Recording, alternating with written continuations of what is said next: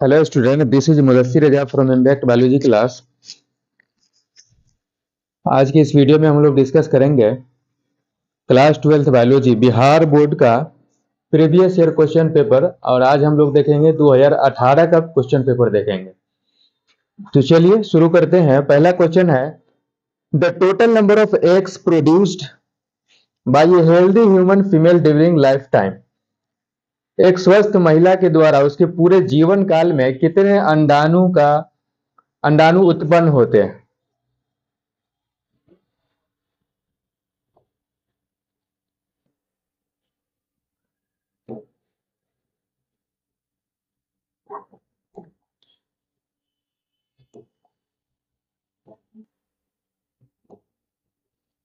तो कितना है? 400, 4000, 440, 365। तो इसमें हम लोग कैसे कैलकुलेट करेंगे? एनसीईआरटी के अनुसार इसमें जो है मेनोपॉज कितना पर हो जाता है? 50 साल पर। 50 साल पर एनसीईआरटी। और शुरू होता है कितना? मेंस्ट्रुएशन जो है, पहला मेंस्ट्रुएशन 11 से 13 साल की शुरू में होता है, की उम्र में अवस्था में शुरू होता है मेंस्ट्रुए, जिसे मेनार्च कहते हैं। मेनोपॉज 50 साल में एनसीईआरटी के अनुसार। मेनोपॉज 50 साल में, और मेनार्च 11 से 13 वर्ष की अवस्था में होता है, जिसे प्यूबर्टी भी कहा जाता है। तो इसको अगर घटा लें हम लोग तो लगभग 35 साल पड़ता है। और प्रत्येक महीने में एक अंडाणु रिलीज होता है। प्रत्येक महीने में कितना? एक अंडाणु, है ना? तो 12 कर गुना कर दे।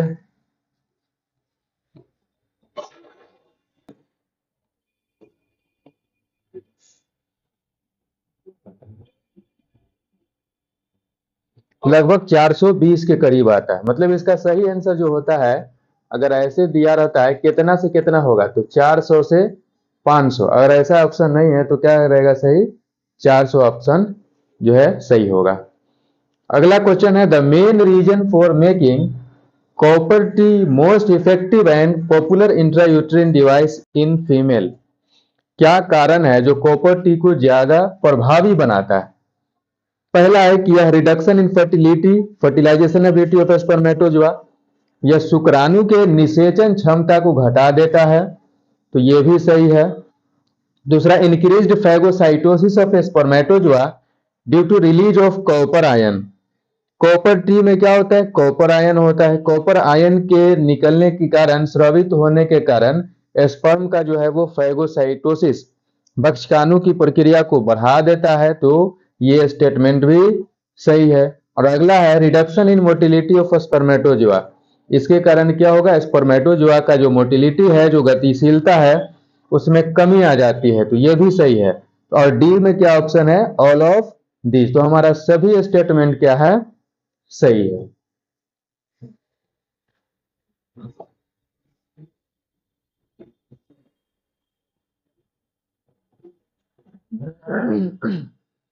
अगला क्वेश्चन है, in which of the following species in which of the following species of plants seeds are produced through apomixis। Apomixis के द्वारा किस पौधों में सीड का निर्माण होता है? तो एपोमिक्सिस क्या है? अलैंगिक जनन की विधि है, जो लैंगिक जनन का मिमिक्री करता है। तो ये पाया जाता है एस्टेरेसी और ग्रास में पाया जाता है। एस्टेरेसी और ग्रास फैमिली में ऐसा पाया जाता है। Apomixis is form of a sexual reproduction that mimics sexual reproduction। पाया जाता है एस्टेरेसी और ग्रास में पाया जाता है। अगला क्वेश्चन है चौथा, genes present on same locus having different expression are called. Gene जो किसी एक जगह पर उपस्थित है लेकिन अलग अलग वह जो एक्सप्रेशन दिखाता है, वो क्या कहलाता है? तो जीन का कई सारा एलील होता है, डोमिनेंट एलील, रिसेसिव एलील, और वो जीन तो एक ही जगह पर उपस्थित है लेकिन उसका एलील जो है अलग अलग लक्षण दिखाता है।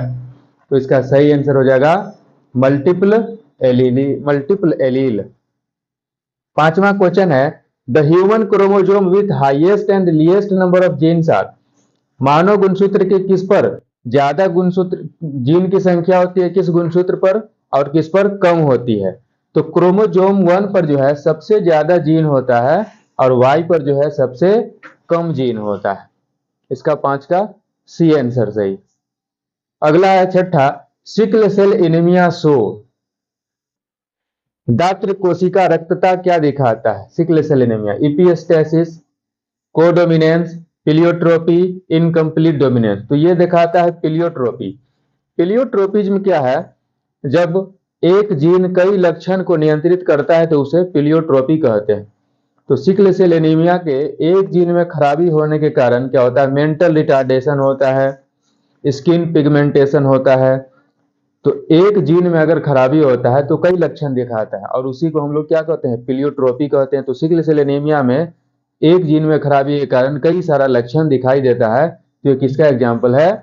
पिलियोट्रोपी का एग्जाम्पल है। सातवां क्वेश्चन है, adaptive radiation is in Australian marsupials are example of.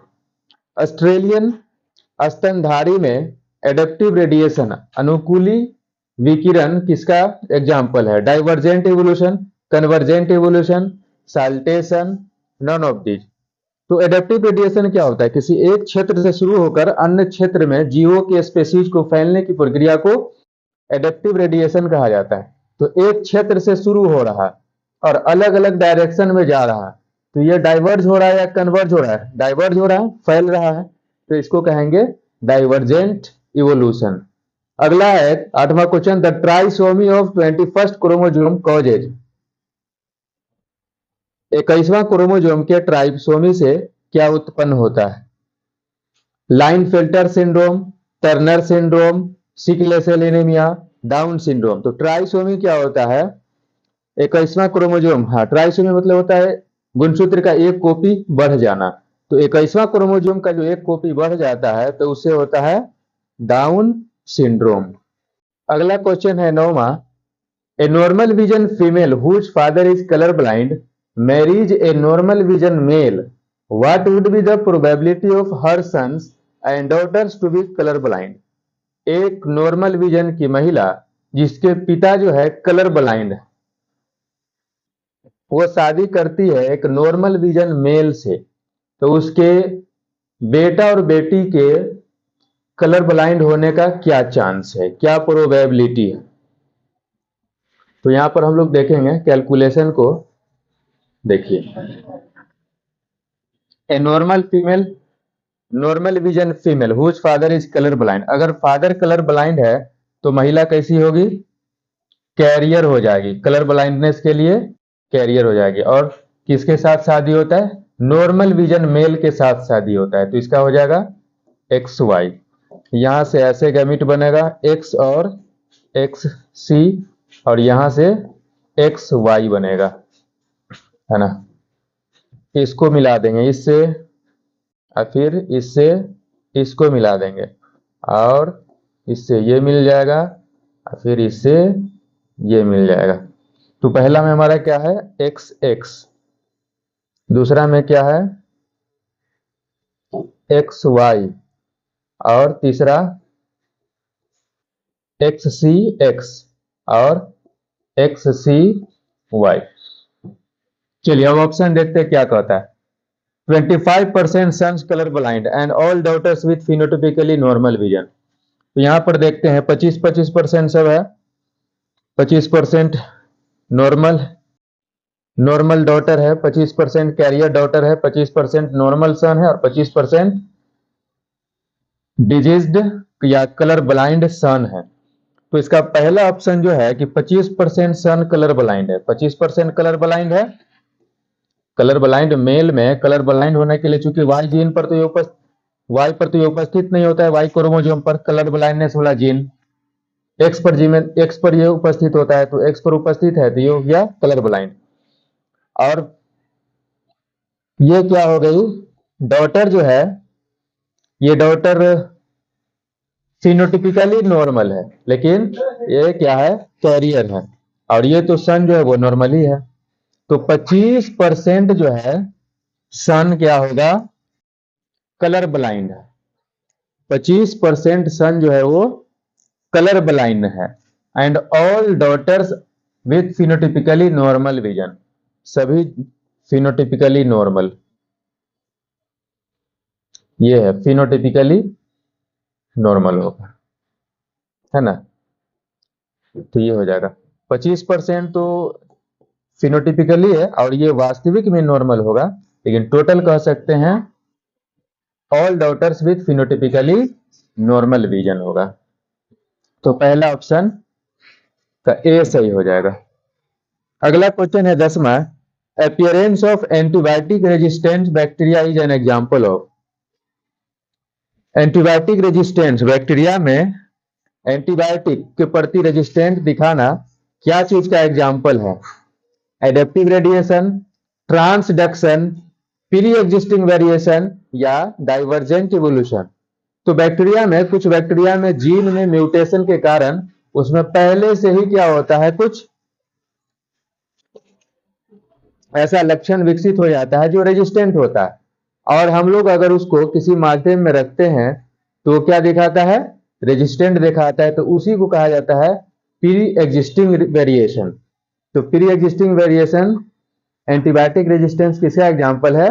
Pre existing variation का। वो उसमें पहले से ही कुछ म्यूटेशन के कारण ऑलरेडी रेजिस्टेंट उत्पन्न हो चुका है ना, और एंटीबायोटिक दिया जाता है तो उसके प्रति क्या दिखाता है? रेजिस्टेंट दिखाता है। तो ये एग्जांपल है प्री एग्जिस्टिंग वेरिएशन का।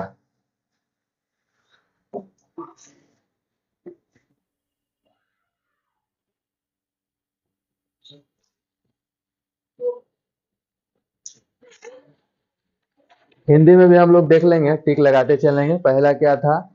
400। दूसरा क्या है? इनमें से सभी, स्ट्रेसिया एवं घास, बहुएलील, गुणसूत्र एक एवं वाई,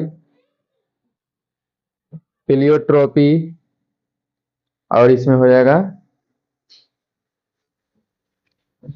अपसारी विकास।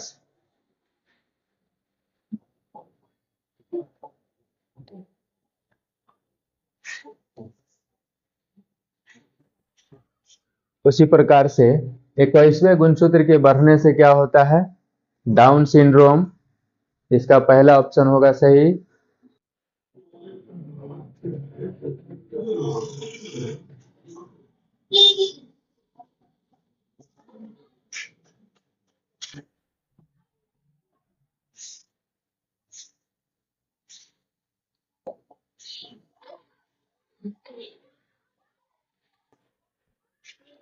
चलिए अगला क्वेश्चन है,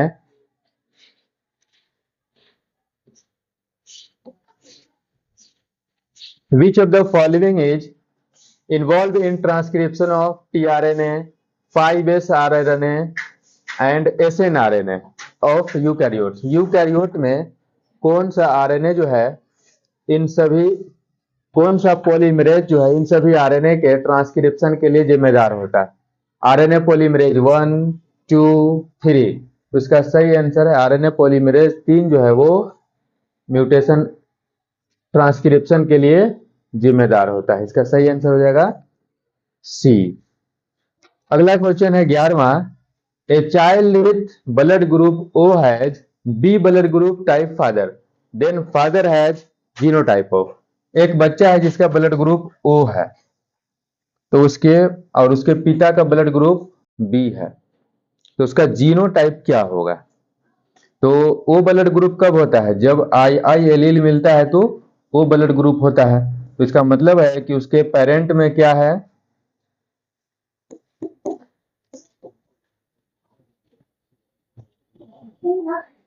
उसके पेरेंट में आई और बी दोनों वाला जीन है ना, आई और बी। और मदर में भी कुछ होगा, तो दोनों तरफ से अगर मदर में भी कुछ होगा, दोनों तरफ से अगर आया होगा तो इस बच्चे का कैसा होगा? मदर में भी एक क्या होगा? आई वाला जीन उपस्थित होगा। अगर दोनों तरफ से आई जीन आए, आई एलील आएगा, तो बच्चे का ब्लड ग्रुप ओ होगा।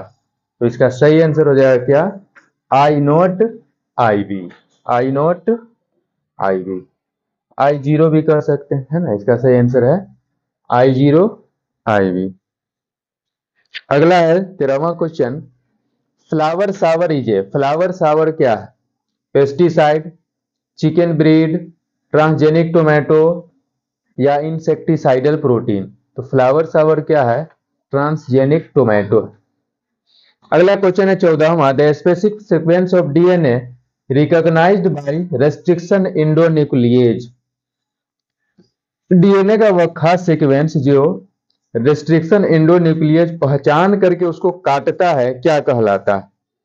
Palindromic nucleotide sequence, VNTR, mini satellite, all of these? तो ये कहलाता है पैलिंड्रोमिक न्यूक्लियोटाइड सीक्वेंस कहलाता है। पैलिंड्रोम, पैलिंड्रोम क्या होता है? ऐसा अक्षर होता है जिसको दोनों तरफ से पढ़ने पर सेम अर्थ निकलता है, उस वर्ड को पैलिंड्रोम कहा जाता है। तो रेस्ट्रिक्शन एंडोन्यूक्लिएज जो है वो पैलिंड्रोमिक न्यूक्लियोटाइड सीक्वेंस को पहचान करके डीएनए को काटता है। 15वां क्वेश्चन है, silencing of gene could be achieved through the use of.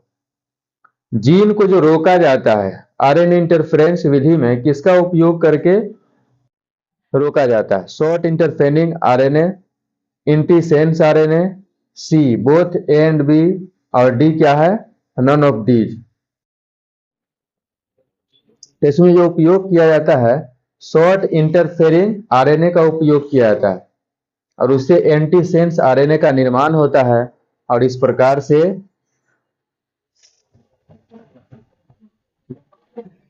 RNA को रोक दिया जाता है। डबल स्टैंडर्ड आरएनए का निर्माण होता है जो फिर से प्रोटीन में मैसेज नहीं भेज सकता, मतलब ट्रांसलेशन की प्रक्रिया जो है वो रुक जाती है। ठीक है, अगला क्वेश्चन क्या है? The first clinical gene therapy was given for. पहला जीन चिकित्सा दिया गया था किसके लिए? एडिनोसिन डीअमाइनेज डिफिशियंसी के लिए, चिकन पॉक्स के लिए, डायबिटीज मेलेटस के लिए या रिमेटॉइड अर्थराइटिस के लिए? तो first clinical gene therapy was given to a 14 years old girl, और वो किसकी कमी के कारण था? एडिनोसिन डीअमाइनेज एंजाइम से की कमी से पीड़ित थी वो बच्ची।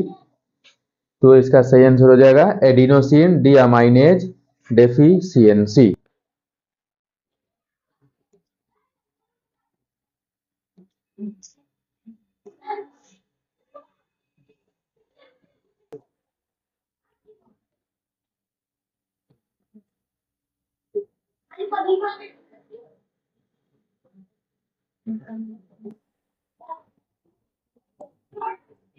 अगला क्वेश्चन है, GAATTC is recognition site for which restriction endonucleoid? गाटक, साधारण भाषा में कहेंगे गाटक is recognition site for which restriction endonuclease? गाटक जो है किस रेस्ट्रिक्शन प्रतिबंधन एंडोन्यूक्लिएज का रिकॉग्निशन स्थल है जिसको पहचान कर वो काटता है डीएनए को? तो ये किसका है? EcoR1 का रिकॉग्निशन साइट है। 18वां क्वेश्चन है, द फर्स्ट जीन ट्रांसजेनिक का वाज नेम्ड एज। पहली ट्रांसजेनिक गाय का नाम क्या था? डेजी, मेजी, डॉली, रोजी? तो पहली ट्रांसजेनिक गाय जो थी वो क्या थी? रोजी थी, उसका नाम रोजी था, ट्रांसजेनिक गाय। 19वां क्वेश्चन है, which of the following nematodes infect root of tobacco plant? तंबाकू के पौधे को कौन जो है प्रभावित करता है? बैसिलस थुरिंजिएंसिस, क्राइबन एसी, मिल्वा डिग्नी इनकोग्निसा, बोथ ए एंड बी? तो टोबैको प्लांट को कौन प्रभावित करता है? मिल्वा डिगाइन इनकोग्निसिया। 20वां क्वेश्चन है, a molecular technique in which multiple copy of the desired gene is synthesised in vitro is called. वह तकनीक जिसमें जीन का बहुत सारा अपने इच्छा अनुसार कॉपी बनाया जा सकता है उसे क्या कहते हैं? PCR, पॉलीमरेज चेन रिएक्शन कहा जाता है। इसमें जीन ऑफ इंटरेस्ट, इसमें बहुत सारा कॉपी बनाया जा सकता है।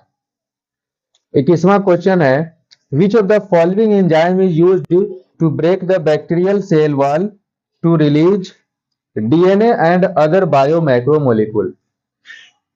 बैक्टीरिया के सेल को तोड़ने के लिए किस एंजाइम का उपयोग किया जाता है जो डीएनए और अदर बायो माइक्रोमोलिक्यूल्स को रिलीज कर सके? तो बैक्टीरिया के सेल को तोड़ने के लिए लाइसोजाइम का उपयोग किया जाता है।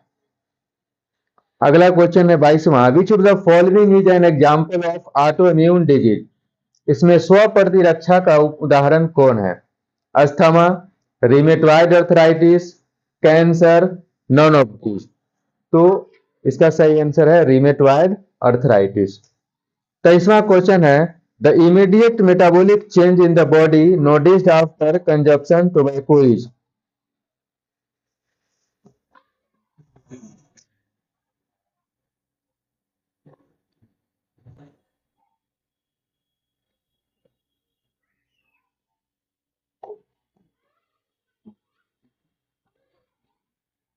तंबाकू लेने के बाद तुरंत शरीर में क्या देखने को मिलता है, क्या चेंजेस परिवर्तन होता है?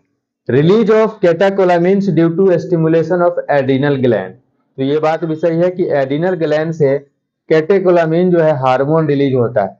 Sudden increase in BP and heart rate, यह हार्मोन क्या करता है? ब्लड प्रेशर और हार्ट रेट को, हृदय दर को बढ़ा देता है। तो दोनों ऑप्शन सही है, तो क्या हो जाएगा? A and B both. अगला क्वेश्चन है Sonalika and Kalyan Sona are high yielding disease variety of? Sonalika और कल्याण सोना जो है किसका हाई यील्डिंग वैरायटी है? राइस का, वीट का, मेज का, कॉटन का? तो ये किसका है? गेहूं की किस्म है, वीट की किस्म है। अगला क्वेश्चन है 25, which of the following is not a bio fertiliser? इसमें कौन जो है जैव उर्वरक नहीं है? Azotobacter, Bacillus thuringiensis, Azolla. तो इसमें ए सी डी सभी क्या है? बायो फर्टिलाइजर के रूप में उपयोग किया जाता है। बैसिलस थुरिंजिएंसिस जो है ये नहीं है, ये बायो कंट्रोल एजेंट में इसका उपयोग किया जाता है।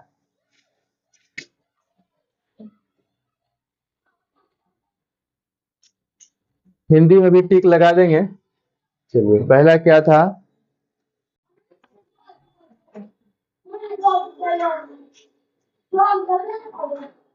परजीवी टमाटर।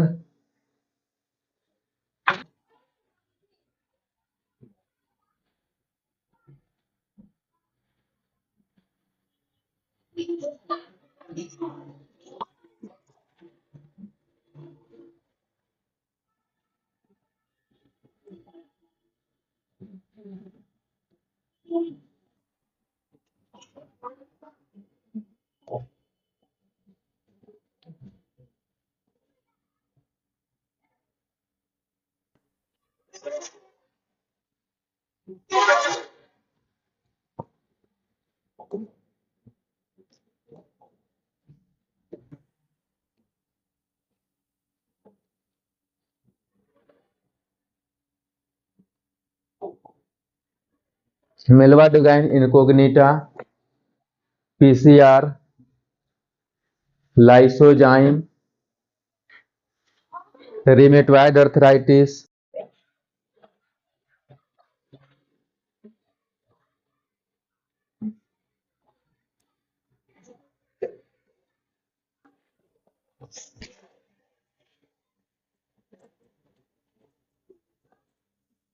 इसमें से कौन जैविक खाद नहीं है ना?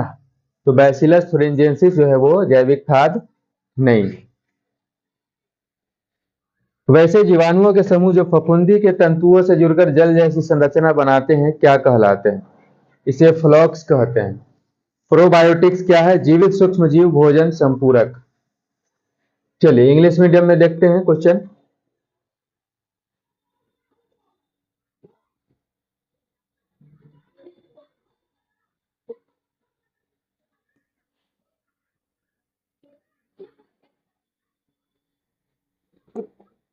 masses of bacteria associated with fungal filament to form a mesh like structure is called?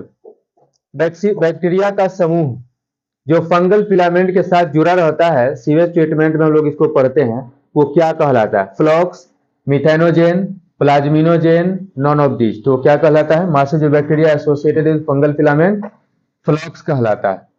27वां question है प्रोबायोटिक्स आर? प्रोबायोटिक्स क्या है? Live microbial food supplement. सूक्ष्म जीव जो खाने वाला होता है उसे क्या कहा जाता है? सूक्ष्म जीव जिसे खाने में उपयोग किया जाता है, लाइव माइक्रोबियल फूड सप्लीमेंट। अगला क्वेश्चन है, the toxic protein secreted by bacillus thuringiensis। Bacillus thuringiensis के द्वारा जो जहरीला प्रोटीन स्रावित किया जाता है वो क्या है? Tubulin, insulin, cry protein, all of these. तो वो क्या है? Cry protein. बैसिलस thuringiensis के द्वारा जो प्रोटीन प्राप्त होता है वो क्या है? क्राई प्रोटीन है। अगला क्वेश्चन है, which of the following is retrovirus. इसमें रिट्रोवायरस कौन है? Human immuno deficiency virus, hepatitis virus, microvirus, all of these. तो रिट्रोवायरस को ही क्या कहा जाता है? Human immuno deficiency virus, HIV कहा जाता है, ह्यूमन इम्यूनो डेफिशिएंसी वायरस। तो 29 का ए सही ऑप्शन। तीसरा क्वेश्चन है, which of the following disease is generated by allergens. Allergen के द्वारा, एलर्जेन क्या होता है? जो एलर्जी कॉज करता है उसे एलर्जेन कहते हैं। तो एलर्जेन के द्वारा कौन सा बीमारी इसमें उत्पन्न होता है? Skin cancer, hay fever, enteric fever, goitre. Allergen के द्वारा इसमें हे फीवर होता है। चलिए अगला क्वेश्चन है, photochemical smoke consist of. Photo प्रकाश रासायनिक धुंध क्या चीज से बना होता है? बहुत सारा ऑप्शन इसमें सही, बहुत सारा ऑप्शन दिया हुआ है, तो इसमें जो सही होगा क्या है? SO2 डायरेक्ट नहीं है ना। ओजोन, पैन और NO2, ये ऑप्शन हमारा सबसे ज्यादा सही होगा।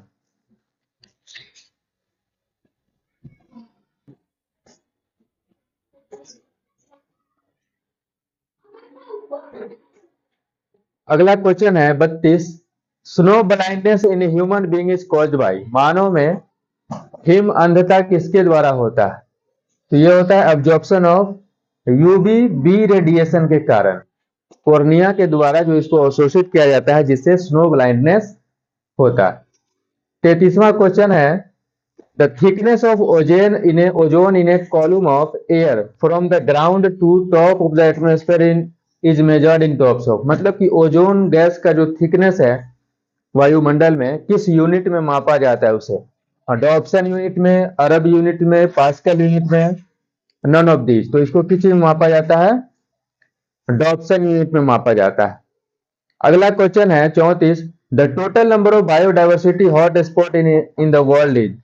पूरे दुनिया में जैव विविधता हॉट स्पॉट की संख्या कितनी है? तो वो टोटल है 34। और लास्ट क्वेश्चन है, which of the following is green house gases. Green house gas, हरित हरित गृह गैस कौन है इसमें? Green house gases, methane, CO2, chlorofluorocarbon या CFC कहते हैं इसको। तो इसमें क्या है? सभी है, डी, ऑल ऑफ दीज। चलिए इसका हिंदी कुछ हिस्सा बचा हुआ था तो वो हम लोग देख लेते हैं। Bacillus thuringiensis।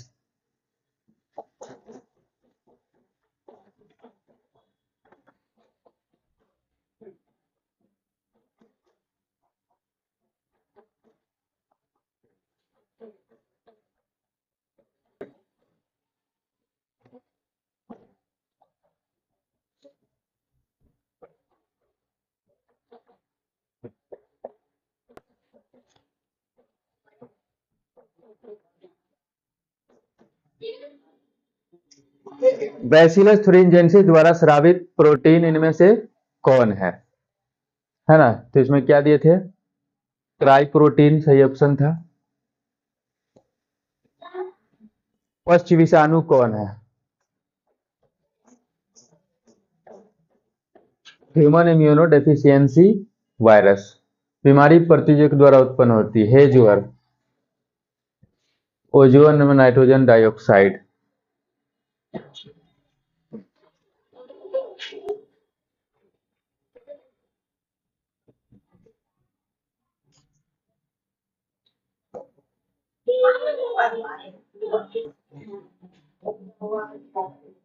और लास्ट क्वेश्चन है, तो इसमें क्या हो जाएगा? ऑप्शन सही, इसमें सभी सही। तो आज की इस वीडियो में हम लोग देखे हैं 2018 का पूरा 35 ऑब्जेक्टिव क्वेश्चन देखे। इसी प्रकार से और भी वीडियो डालते रहेंगे। तो और वीडियो पाने के लिए हमारे YouTube channel impact biology class को सब्सक्राइब करें, लाइक करें और शेयर भी करें। बेल आइकॉन को भी दबा दें ताकि नोटिफिकेशन आपको मिलता रहे। धन्यवाद।